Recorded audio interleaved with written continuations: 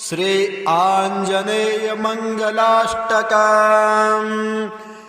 कपिश्रेष्ठाय सूराय सुग्रीव प्रियमन्त्रिणे जानकी शोकनाशाय आञ्जनेयाय मङ्गलम्।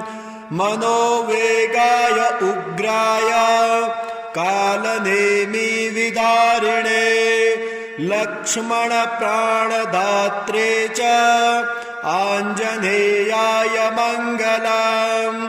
महाबलाय शान्ताय दुर्दण्डे बन्धमोचना रावणविनाशाय आञ्जनेयाय मङ्गलम्।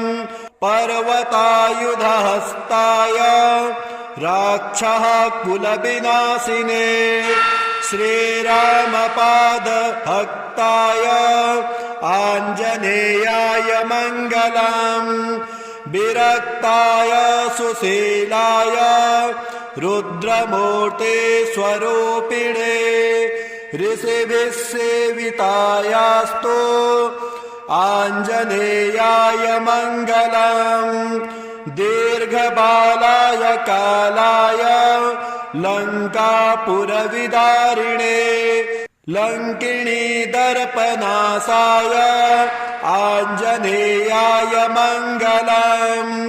नमस्तेस्तु ब्रह्मचारिन् नमस्तेस्तु वायुनन्दन नमस्तेस्तु ब्रह्मचार्याय नमस्ते गानलोलाय आञ्जनेयाय मङ्गलम्।